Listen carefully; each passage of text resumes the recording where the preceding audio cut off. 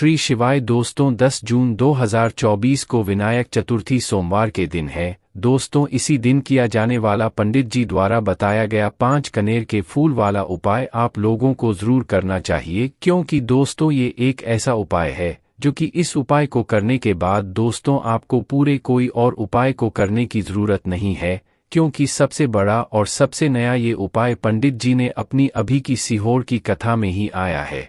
मैं जिस उपाय को आज हम आपको बहुत अच्छे से समझाने वाले हैं, इस वीडियो को देखने के बाद इस उपाय को समझने के लिए आपको कोई और वीडियो को देखने की जरूरत नहीं पड़ेगी। तो चलिए दोस्तों उपाय को शुरू करते हैं। देखिए ये दिन इतना खास होता है, इतना महत्वपूर्ण होता है, देखा है कभी कभी बड़े बड़े पूजा पाठ अनुष्ठान से जो मनोकामना पूर्ण नहीं होती, 10 जून ज्येष्ठ के सोमवार के दिन एक छोटे से उपाय करने से ही आपकी मनोकामना पूर्ण हो जाती है। और बहुत सारे लोगों ने इस उपाय को किया भी है और उनको इस उपाय को करने का फल भी जरूर मिला। अगर आप लोग भी इस उपाय को 10 जून ज्येष्ठ के सोमवार के दिन करना चाहते हैं तो आप इस उपाय को पहले अच्छे से समझ लेना, सुन लेना, उसके बाद करना। आपको इस उपाय का फल जरूर मिलेगा और इस उपाय को करने से आपके घर में चाहे किसी भी तरह की दुख और समस्या क्यों ना चल रही हो, आपको उस कारण भी नहीं पता है कि भाई यह समस्या किस कारण से चल रही है।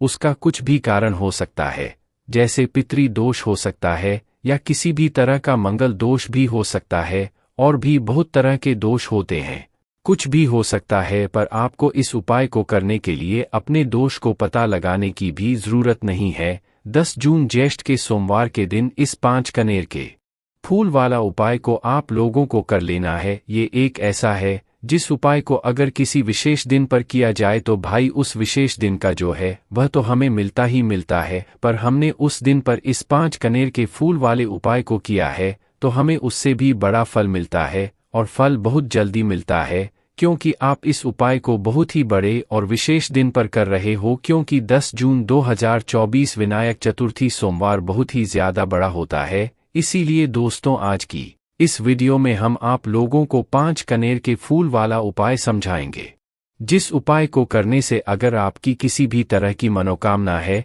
किसी भी तरह की दहेक और परेशानी है, या तरह की आपके जीवन में जो है रोग और परेशानी चल रही है, तो भी आप लोगों को इस 5 कनेर के फूल वाले उपाय को जरूर करना चाहिए, क्योंकि यह उपाय आपकी पूरी जिंदगी भी बदल सकता है अगर आप इस उपाय को पूरे मन और विश्वास से करते हैं। तो चलिए दोस्तों समझते हैं कि इस 5 कनेर के फूल वाले उपाय को आखिर आपको करना कैसे है, किसको करना है, किस दिन करना है और किस समय करना है। तो सबसे पहली बात यहाँ पर यही निकल है कि इस 5 कनेर के फूल वाले उपाय को किस व्यक्ति को करना है। क्या घर के सभी सदस्यों को करना है या घर में से किसी एक सदस्य को करना है? तो देखिए इस वाले उपाय को जरूरी नहीं है कि घर के सभी सदस्य करें। अगर घर से कोई एक सदस्य अपने पूरे घर परिवार के लिए यह उपाय करना चाहता है तो वह घर की बड़ी माताओं बहनों में से कोई भी एक माता बहन इस वाले उपाय को कर सकती है, पर ऐसा जरूरी नहीं है। अगर घर में सभी सदस्यों की कुछ कुछ मनोकामना है, कुछ कुछ दहेक और परेशानी है जो कि अपने लिए मांगना चाहते हैं भगवान शिव जी से, तो भाई आप इस 5 कनेर के फूल वाले उपाय को सिर्फ अपने लिए भी कर सकते हो। कि मतलब आप घर में से अगर सभी सदस्य भी इस उपाय को अलग अलग करेंगे तो आपको सबको अलग अलग इस उपाय का फल में मिलेगा। पर अगर घर में से कोई एक मुख्य सदस्य इस उपाय को करेगा तो उसके पूरे घर परिवार को इस उपाय को करने का फल मिलेगा। अगर आप इस उपाय को अपने घर परिवार की सुख और शांति के लिए करते हैं तो क्योंकि दोस्तों यह दिन बार बार नहीं आता है। 10 जून 2024 को ज्येष्ठ के महीने विनायक चतुर्थी सोमवार के दिन है। इस मौके को अपने हाथ से आप लोगों को नहीं जाने देना चाहिए। अब बात करते हैं कि यह उपाय आपको करना समय है, सुबह के समय करना है कि शाम के समय करना है। तो देखो इस उपाय को विशेष रूप से अगर आप पूछो तो सुबह के समय करना है। अगर किसी कारणवश आपने पूरी कोशिश करी और कुछ काम आ गया, आप सुबह नहीं कर पाए, तो फिर दूसरा जो आपके पास समय होगा वह होगा शाम का समय, प्रदूषक का समय। इस समय भी आप लोग इस वाले उपाय को कर, पर मुख्य कोशिश आपकी सुबह के समय की होनी चाहिए। अब उसके बाद में दोस्तों इस उपाय को किस समय लेकर किस समय के बीच में करना है, तो देखो सुबह अगर आप उपाय को करते हो तो जितना जल्दी हो सकता है उतना जल्दी आप उपाय को करने की कोशिश करना, बाकी 10-12 बजे तक भी अगर उपाय करोगे तो भी कोई दिक्कत वाली बात नहीं है, आपका उपाय काम जरूर करेगा। उसके बाद में दोस्तों अगला जो क्षम का समय होगा, इस शाम के समय में आप शाम की 6 बजे से लेकर 7 बजे के बीच में भी इस उपाय को कर सकते हो और 7 बजे से लेकर 8 या 8:30 के बीच में भी इस वाले उपाय को कर सकते हो, पर 8 से पहले आप लोग इस वाले उपाय को कर लेना। उसके बाद में दोस्तों ये जो 5 कनेर के फूल वाला उपाय होगा, ये होगा भगवान शिवजी के मंदिर में, मतलब आपके घर के आसपास जो भी शिव मंदिर हो, जहां पर शिवालय हो, शिवलिंग विराजित हो, आपको मात्र उस जगह पर जाकर इस 5 कनेर के फूल वाले उपाय को करना होगा। अब ये बात तो आप सभी समझ गए होंगे कि भाई आपको यह उपाय कहाँ पर करना है, किस समय करना है, किसको करना है। अब जो बात आती है वह यह आती है कि इस 5 कनेर के फूल वाले उपाय को हमें करना कैसे है। देखो जो उपाय करेगा वही उपाय की पूरी तैयारी भी करेगा, इसीलिए 5 कनेर के फूल हैं। अब देखिए दोस्तों, आप लोग यह भी समझते होंगे कि कनेर के फूल भी तरह के आते हैं, तो यहाँ पर हम आपको बता दें कि इस उपाय में सिर्फ पीले कनेर के फूलों की आपको आवश्यकता पड़ेगी और यह फूल आपको बहुत आसानी से मिल जाएंगे, किसी के घर में भी हुए मिल जाएंगे और ऐसे रोड पर, रास्ते पर भी लगे हुए मिल जाएंगे, जहाँ पर आपको ज्यादा मात्रा में इस पेड़ में फूल देखने के लिए मिल जाएंगे, जो कि पीले कनेर के फूल होंगे। और इस उपाय में भी आपको पीले कनेर के फूल ही लेना है। कितने लेना है? 5 फूल लेना है, 5 से ज्यादा नहीं ले सकते हो, क्योंकि उपाय में 5 ही स्थानों पर आपको ये फूल चढ़ाना है। अब ये 5 पीले कनेर फूल जैसे ही आप लोग ले लेते हो, देखो अगर आपको सुबह सुबह जल्दबाजी में मतलब फूल मिले तो आप एक दिन पहले भी अपने घर में मतलब 5 कने के फूलों को लाकर रख सकते हो। बाकी अगर सुबह सुबह ताज़ा फूल मिल जाए तो और अच्छी बात है। बाकी शाम के समय अगर आप लोग कर रहे हो उपाय तो पहले ही तोड़कर रखना, क्योंकि शाम के समय फिर फूल नहीं तोड़ सकते, इसलिए इस बात का भी आप लोग ध्यान रखना। तो जैसे ही आपके 5 कनेर के फूल तैयार हो जाते हैं, 5 कनेर के फूल तैयार करने के बाद क्या हम सीधा उपाय को के लिए जा सकते हैं? नहीं, पहले आपको इस बात का ध्यान रखना है कि उपाय को शुद्धता का आप लोग विशेष रूप से ध्यान रखें। उसके बाद में सीधा आप लोगों को 5 कनेर के फूल लेकर नहीं जाना है, उपाय को करने के लिए नहीं जाना है। उससे पहले आपको कुछ पूजन सामग्री भी अपने साथ में जरूर रखना है, क्योंकि जब भी हम कोई उपाय करते हैं तो हमें कभी भी ये नहीं दर्शा चाहिए भगवान के सामने कि हम आपके पास आए हैं तो सिर्फ अपने फायदे के लिए है, अपने उपाय को करने के लिए आए हैं, बाकी हम ऐसे नहीं आते। तो इसीलिए ये बात मतलब भगवान के सामने ना जाहिर हो, इस वजह से आप लोगों को मात्र करना ये होता है कि उपाय को करने के साथ साथ में पूजन कुछ सामग्री भी अपने साथ में जरूर लेकर जाया करो, भले ही वह कम से कम 1 लोटा जल ही क्यों ना हो, 1 दीपक ही क्यों ना हो। तो जो लोग प्रतिदिन शिव जी के मंदिर जाते हैं, पूजन सामग्री लेकर जाते अर्चना करते हैं, भाई उनके लिए कोई अलग से बात नहीं है, वह अपनी वैसे ही पूजन सामग्री लेकर जाए, उपाय को करे ना। और बाकी जो सिर्फ उपाय को कर रहे हैं वह कम से कम 1 लोटा जल सुबह सुबह अपने साथ में लेकर जाएं और इस उपाय की सामग्री को लेकर जाएं। उसके बाद शाम के समय की बात करें तो 1 गोल बी का शुद्ध देसी गाय का घी का अपने साथ दीपक लेकर जाएं, क्योंकि शाम के समय तो आप जल चढ़ा नहीं सकते, तो 1 गोल भी शुद्ध देसी घी का आटे का दीपक तैयार करके लेकर जाए और अपने उपाय की सामग्री लेकर अपने घर के ही पास में जो शिव मंदिर हो, शिवालय हो, जहां पर शिवलिंग विराजित हो, वहां पर आप लोग पहुंच जाए। वहां पर पहुंचने के बाद दोस्तों आप लोगों को क्या करना है, मात्र ये करना है कि जैसे ही शिवाजी के मंदिर में आप जैसे ही प्रवेश कर जाते हो, चाहे सुबह इस उपाय कर रहे हो चाहे शाम को कर रहे हो, दोनों समय नहीं करना है, किसी भी एक समय को चुनकर उस समय आप लोगों को यह वाला उपाय इस 10 जून ज्येष्ठ के सोमवार को करना है। तो उसके बाद में सबसे पहले आपको भगवान शिवजी के दर्शन करना है, जाते से ही उपाय नहीं लग जाना है, पहले भगवान शिव जी के सामने हाथ जोड़ना है, उनके दर्शन करना है और उसके बाद में भगवान शिव जी के मंदिर के अंदर प्रवेश करके आप अपने साथ में जो सबसे पहले 1 लोटा जल लेकर आए होंगे, अगर सुबह के समय उपाय कर रहे हैं तो 1 लोटा जल तो आप जरूर लेकर जाएंगे भाई। सबसे पहले जाकर आपको 1 लोटा जल चढ़ाना है, उसके बाद में जो भी आपकी पूजन सामग्री है, जिस सामग्री से आप भगवान शिवाजी के पूजन करना चाहते हैं, उन सारी सामग्री से पूजन आप लोग कर दीजिए। और जो सिर्फ एक लोटा जल लेकर आए हैं, वह अपना एक लोटा जल चढ़ा दीजिए। एक कम से ध्यान दीजिएगा किस कर्म से आपको करना है। आपको वह जल जो है वह जलधारी पर यहाँ पर आपको समर्पित करना है,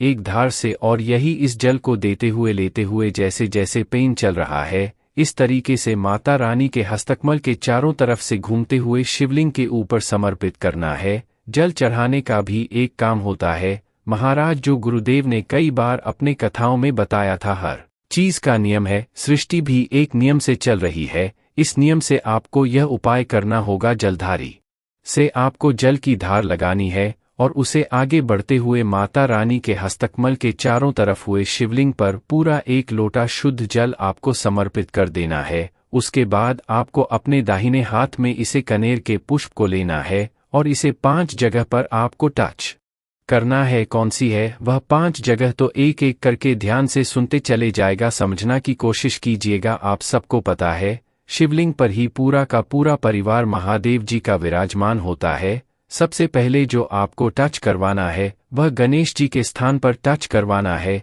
जो कि यह हिस्सा होता है। सदानंद कार्तिकेय जी के स्थान पर टच करवाना है, पर माता अशोक सुंदरी के स्थान पर टच करवाना है। नदी बाबा के जो मस्तक है, इस मस्तक पर टच करवाना है। उठे वाले पेड़ पर टच मत करवाना, गलती मत करना, मस्तक पर टच करवाना है। मस्तक पर टच करवाने के पश्चात ये हो गया जय विजरा, शामली वाली डोली और देव इस मटकी पर आपको टच करवाना है, जहां से तब जो बूंद जो है महादेव जी की शिवलिंग पर समर्पित रहती है। ये 5वें नंबर पर, 4ठे नंबर पर आपको टच करवाना है। कहाँ पर? यहाँ पर माता रानी के हस्त कमल पर आपको टच करवाना है, ठीक है।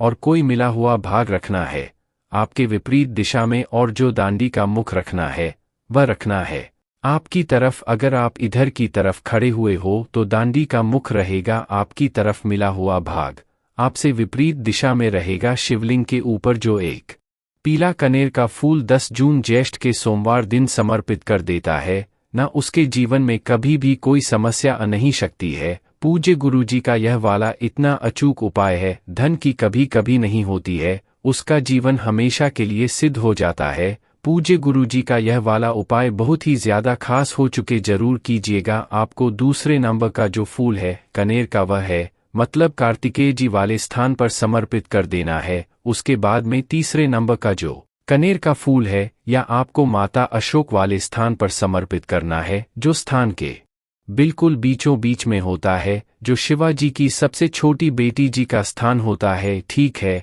तो खिला हुआ भाग शिवलिंग की तरफ ही करना है और दंडी का भाग, पीछे वाला भाग फूल का, वह जलाधारी की तरफ ही करना है। इस तरीके से आपको जलाधारी के बिल्कुल बीचों बीच में ये तीसरे नंबर का फूल समर्पित कर देना है माता अशोक सुंदर जी वाले स्थान पर, ठीक है। उसके बाद में दोस्तों चौथे नंबर के फूल की अगर बात करें तो ये चौथे नंबर का फूल आपको जो है उस स्थान पर समर्पित करना है जहां पर शिव जी की 5 पेटी का स्थान होता है। मतलब शिवलिंग के ऊपर आपने एक जलपात्र टंगा हुआ देखा होगा, जिससे बूंद बूंद कर शिव जी की शिवलिंग के ऊपर जल टपकता रहता है, ठीक है। जिस पात्र के अंदर शिव जी की 5 पेटियां का स्थान होता है, जिन पेटियां का नाम है जया, विषहरा, शामली और देवी, इस नाम को आपको ध्यान रखना है या लिखकर रख लेना है, क्योंकि ये चौथे नंबर का जो फूल है इसको चढ़ाते समय आपको शिवाजी की 5 पेटियां का नाम स्मरण कर लेना है। कोशिश करना स्मरण कर लो, नहीं भी करोगे तो भी कोई दिक्कत वाली बात नहीं है।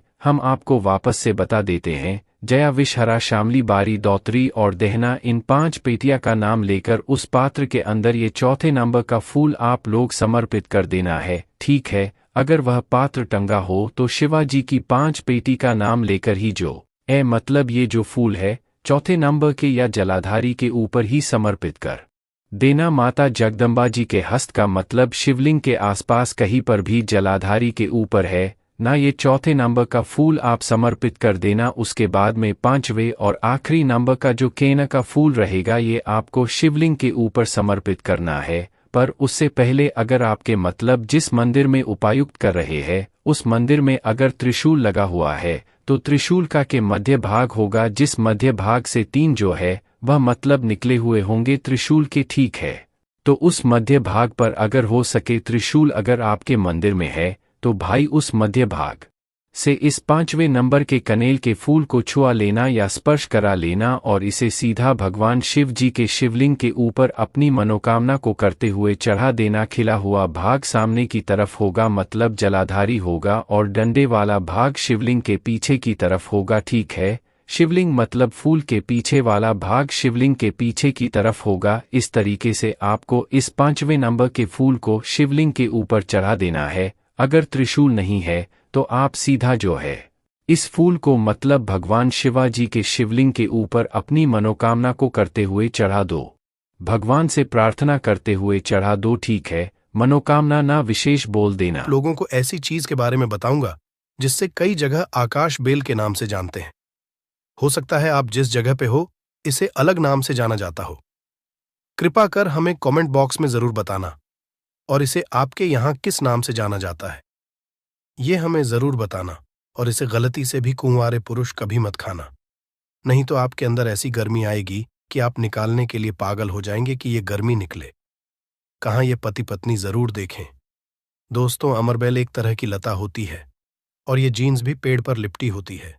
उस पेड़ की समस्त जितनी भी शक्ति होती है उसे अपने अंदर में खींच लेती है, चुंबक की तरह खींच लेती है और उस वृक्ष को बिल्कुल ये सूखा देती है। आयुर्वेदिक की दृष्टि से भी अमरबेल बहुत ही उत्तम होता है। आज हम आपको वास्तु टिप्स के माध्यम से बताएंगे कि अमरबेल अगर आपने खा ली तो समझो आप सामने वाले की आवाजें निकाल हैं। दोनों पार्टनर पसीने में हो सकते हैं। दोस्तों, इसमें बहुत सारे चमत्कारी गुण पाए जाते हैं। कई तरह की विभिन्न तरह के यह बीमारी को ठीक करने का काम करते हैं और अगर अध्यात्म की दृष्टि से देखा जाए तब भी यह बहुत सारे हमें चमत्कारिक लाभ प्रदान करते हैं। और इसकी खास बात यह, जीस भी पेड़ पर लिपटी होती है, उसकी समस्त शक्ति को अपने अंदर समाहित कर लेता है, खींच लेता है और यह उसी पेड़ के अनुरूप आपको फल प्रदान करते हैं। अमरबेल खेतों में बहुत आसानी से देखने को मिल जाते हैं। इसकी पतली पतली शाखाएं निकली होती हैं। वैसे अगर आप ग्रामीण इलाकों में हैं, ग्रामीण इलाकों से हमारी वीडियो को देख रहे हैं, तो इसके बारे में आप सभी दर्शकों को जरूर पता होगा। ये कहीं भी बहुत आसानी से आपको देखने को मिल जाती है। तो चलिए, आज मैं आप लोगों को वीडियो के क्रम में अमरबेल के बारे में ही कुछ विशेष रूप से जानकारी बताऊंगा। यदि अमरबेल का रस उबली हुई अमरबेल का रस शरीर के इस हिस्से पर लगा दें, आपके अंदर जैसे ज्वालामुखी गर्म होती है उसी तरह से आपका ये हिस्सा, शरीर का ये हिस्सा गर्म पड़ जाएगा। दोस्तों, हम बारी बारी जानकारी अपने इस चैनल के माध्यम से बताएंगे, तो वीडियो के अंत तक बने रहना। हम आपको उचित ढंग से बताएंगे कि अमरबेल खाने से और शरीर पर लगाने से क्या फायदा होता है तथा यदि पेड़ पर अमरबेल हो तो क्या लाभ होते हैं। आइए जानते हैं। इस चैनल का मकसद है भारत भूमि में आयुर्वेद की जानकारी को आम जनता तक फिर से पहुंचाना, ताकि भारत में से ज्ञान का इस तरह का धरोहर समाप्त ना हो। हमारे चैनल में व्यूज या ना आए, हमारे सब्सक्राइबर बढ़े या ना बढ़े, इससे हमें किसी भी तरह का फर्क नहीं पड़ता। अगर हमारे वीडियो को देख रहे हैं, अगर आप में से किसी एक भी दर्शक का फायदा होता है तो हमें भी अच्छा लगता है, हमें भी पुण्य की प्राप्ति होती है। तो आइए इस वीडियो में जानते हैं अमरबेल के बारे में विभिन्न तरह की कुछ विशेष जानकारी। वैसे तो अमरबेल की जो लता होती है ये बबूल नाम के वृक्ष पर सबसे ज्यादा होती है, लेकिन जो ज्यादा प्रभावी कहे हुए आम के पेड़ पे अर्थात आम के वृक्ष में रह जाने वाले अमरबेल, इसी के साथ जो पीपल के वृक्ष में अमरबेल उगी होती है वो भी चमत्कारिक गुणों से बहुत ही भरपूर होती है। अगर आप तंत्र की दृष्टि से देखें, धार्मिक दृष्टि से देखा जाए, धर्म की दृष्टि से देखा जाए, तो जो जंगल के अमरबेल होती है वह धार्मिक और तंत्र में उपाय होती है। बाकी अगर आपके घरों के आसपास में जो अमरबेल पाई जाती है वो आयुर्वेद में ही उपाय होती है। वीडियो को ध्यान से देखिएगा और कमेंट बॉक्स में जय हिंद, जय आयुर्वेद जरूर लिखें, क्योंकि हमें गर्व होना चाहिए कि भारत भूमि में इस तरह के लता, पेड़ पौधे आज भी हमारे बीच में हैं, जो कि हमें कई तरह से फायदा पहुंचाते हैं। हर पेड़ पौधे का अपना अलग अलग कुछ न कुछ विशेषता जरूर होती है, कुछ न कुछ अपना औषधि लाभ जरूर होता है, लेकिन जानकारी के अभाव में यह पेड़ पौधे हमारे लिए केवल घास फूस रह जाते हैं। का सबसे ज्यादा उपाय गंजापन को दूर करने के लिए किया जाता है और शरीर में गर्मी बढ़ाने के लिए किया जाता है। ये कोई साधारण गर्मी नहीं होती। इसे लगाने के बाद ऐसी गर्मी आती है शरीर में कि हमारा मन करने लगता है कि इस गर्मी को आखिर कहाँ निकाले। अगर यदि आपकी पत्नी है तब तो ये गर्मी शांत हो जाएगी। यदि पत्नी नहीं है तब आपके लिए बहुत मुश्किल खड़ी हो सकती है। ऐसी स्थिति में अमरबेल का उपाय मत करना। पत्नी हो तो ही ये उपाय करना, या कोई भी हो तो ये उपाय कर सकते हैं, लेकिन सूझबूझ के साथ ही करना, नहीं तो आप उसके गर्भ ठहरा सकते हैं, वह गर्भवती हो सकती है। और हमारी राय ये है कि शादी के बाद ही स्त्री को गर्भवती करना चाहिए। दोस्तों, अमरबेल का तेल आपको मार्केट में मिल जाएगा। अमरबेल के तेल को अगर आप गंजे सर वाले अपने हिस्से पर लगाना शुरू करते हैं तो धीरे धीरे आपके रोम उगना शुरू हो जाते हैं, फिर से बाल आ जाते हैं, लेकिन इसमें थोड़ा आपको समय लगता है।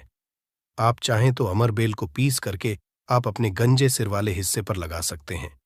सबसे पहले तो आपको हेयर फॉल से बचाएगी। दूसरा, आपके जो झड़े हुए बाल हैं पुनः धीरे धीरे उगना शुरू हो जाते हैं। आप चाहते हैं तो अमरबेल को कुछ संख्या में ले लीजिए और आप सरसों के तेल में इसे उबाल करके रख लीजिए, और नित्य अगर आप गंजे सर पर मालिश करते हैं तो बाल आना शुरू कर देता है। दोस्तों, बहुत सी ऐसी माता बहनें हैं या फिर आपके घर परिवार में कोई ऐसी माता बहन होंगी जिनके गर्भ नहीं ठहरता। सभी चेकअप तो सही है, सब कुछ सही है, लेकिन बार बार गर्भपात होता है, गर्भ नहीं ठहरता, या फिर मासिक धर्म बंद हो चुका है।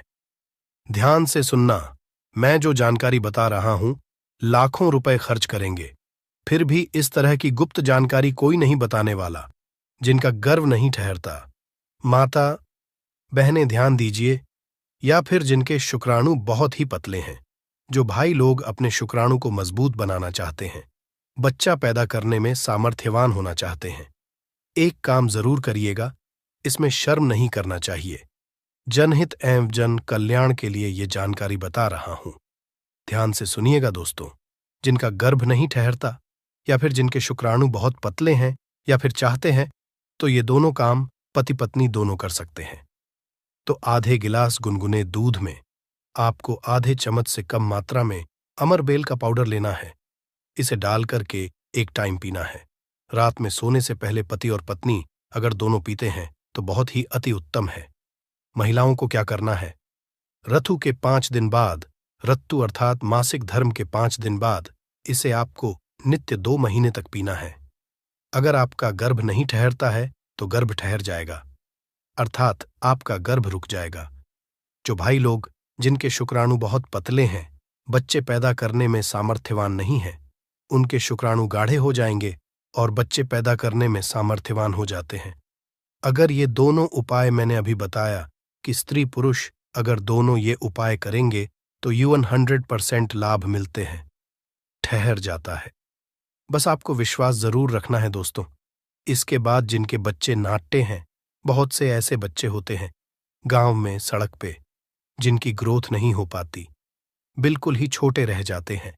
अगर वो अपना ग्रोथ करना चाहते हैं, जिनके पिता इस वीडियो को देख रहे हैं, जिनकी माता इस वीडियो को देख रही है, जिनके भाई इस वीडियो को देख रहे हैं, आपके घर में अगर नाटे बच्चे हैं तो ये उपाय जरूर कराना। आम के पेड़ पर लगा, ध्यान से सुनना, आम के पेड़ पर लगा, आम के वृक्ष के ऊपर में जो अमरबेल लगा होता है, आप इसका पाउडर तैयार कर लेना। थोड़ी सी मात्रा में आप पाउडर बना लीजिए और नित्य आधे से कुछ कम ही चम्मच, अर्थात एक हिस्से का 25-30% हिस्सा आपको, अर्थात एक चम्मच का 25% हिस्सा आपको बच्चे को जो गुनगुना गर्म दूध है उसमें डाल करके नित्य एक टाइम पिलाने के लिए आपको बोलना है, या फिर पीने के लिए आपको बोलना है। बिल्कुल ही जो नाटे बच्चे रह गए हैं उनकी ग्रोथ हो जाती है, वो फिर से बिल्कुल ही अपने उम्र के बच्चों के अनुरूप ही अनुसार ही ग्रोथ करना शुरू कर देंगे, फिर वो नाटे नहीं रहेंगे। दोस्तों, इस तरह की जानकारी बहुत ही कीमती होती है। आयुर्वेद में आज भी जीवन छुपा है। आयुर्वेद व्यक्ति को कभी भी नुकसान नहीं करता है, इसलिए हमें आयुर्वेद की तरफ पुनः बढ़ना चाहिए। इसके बाद बालों का झड़ना रोकता है। अमरबेल के पानी से अगर बाल धोए जाए तो जिनको हेयर फॉल होता है, बाल झड़ रहे हैं, बाल झड़ने रोकने का काम करते हैं। दोस्तों, इसके बाद आपका कैसा भी पुराना घाव हो, लंबे समय से आपका घाव सूख नहीं रहा है। सबसे ज्यादा तो शुगर की जिससे बीमारी होती है, ऐसे लोगों के घाव नहीं सूखते हैं। ध्यान से सुनिएगा। तो अगर जो लोग शुगर के पेशेंट हैं, शुगर की बीमारी से ग्रसित हैं, जिनके घाव नहीं सूखते, एक काम जरूर करना चाहे जो भी समस्या हो, आपके घाव नहीं सूख रहे हैं, तो अमर बेल को सूखा करके इसका पाउडर बना लेना और इसके पाउडर के चूर्ण को आपको अपने घाव पे लगाना है। तो धीरे धीरे देखना, ये आपके गांव के बैक्टीरिया को मार देता है, साफ कर देता है। बिल्कुल ही धीरे धीरे आपका घाव भरना शुरू हो जाता है। यह जीन्स भी वृक्ष पर होती है, उसका यह सर्वनाश कर देती है। दोस्तों, गांव बहुत ही छोटी सी चीज है, घावों पर लगाते हैं, घाव के समस्त कीड़ों को नष्ट कर देते हैं। बिल्कुल यह गांव को पुनः पहले जैसा ठीक कर देंगे, साफ कर देंगे। इसके बाद है जैसे कि बहुत सारी माता बहनें जो प्रसूता स्त्री है, प्रसूता स्त्री का अगर प्लेसेंटा नहीं निकल रहा है, जिसे हम बोलचाल की भाषा में आओ बोलते हैं, ध्यान से सुने। जब से हम अंग्रेजी में प्लेसेंटा के नाम से जानते हैं और जैसे हम बोलचाल की भाषा में बोलते हैं, प्रसूता स्त्री का अगर बच्चा तो निकल गया है लेकिन बाहर नहीं निकल रहा है, तो आप इसका काढ़ा बना लीजिए। अमर बेल का थोड़ा सा जैसे आप चाय पीते हैं दोस्तों, उसी तरह इसका काढ़ा आपको बना लेना है और जो प्रसूता स्त्री है उसे पीला देना है। बिल्कुल जल्दी जो प्लेसेंटा होता है, जल्दी निकल जाता है, बिल्कुल सुगमता से निकलता है, किसी तरह का कोई दर्द नहीं होता है।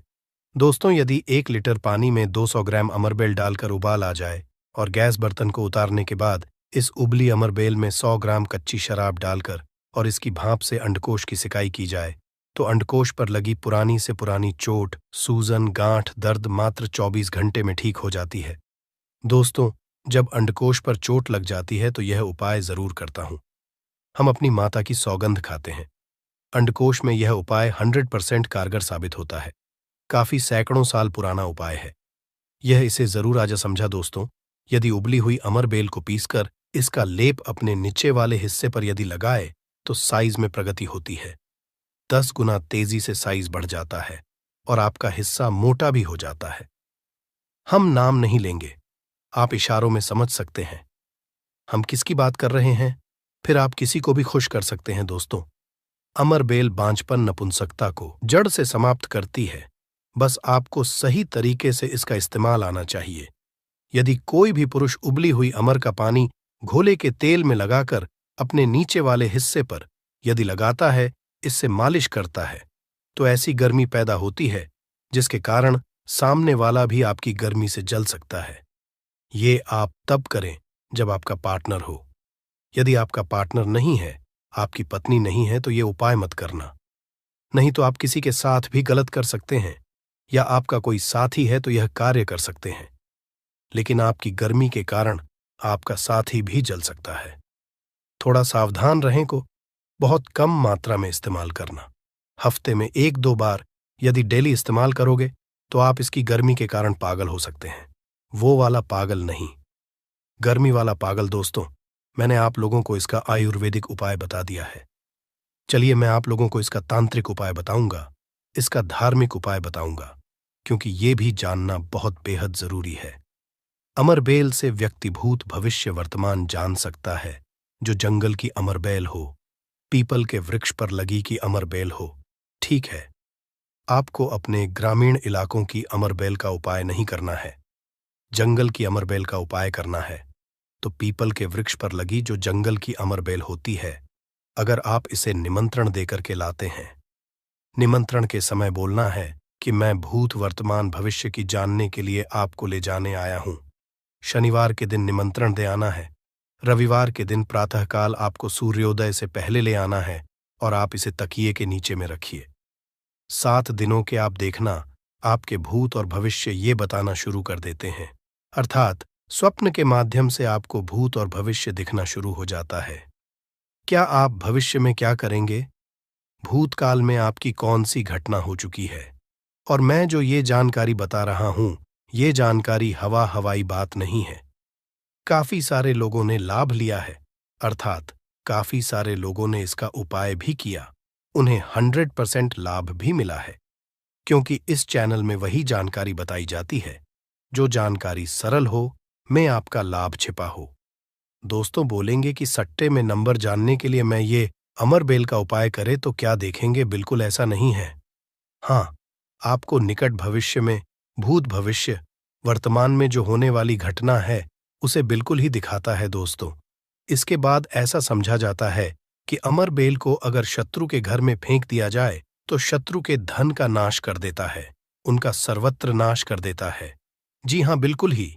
अगर विधिवत चामुंडा मंत्र सिद्ध करके, चामुंडा मंत्र से सिद्ध करके अगर अमरबेल को शत्रु के घर में फेंक दिया जाए, चामुंडा मंत्र आपको बिल्कुल ही गूगल पे मिल जाएगा। कोई भी चामुंडा मंत्र प्राच सकते हैं, इसमें कोई निर्धारित नहीं है। चामुंडा मंत्र अर्थात काली माता के मंत्र।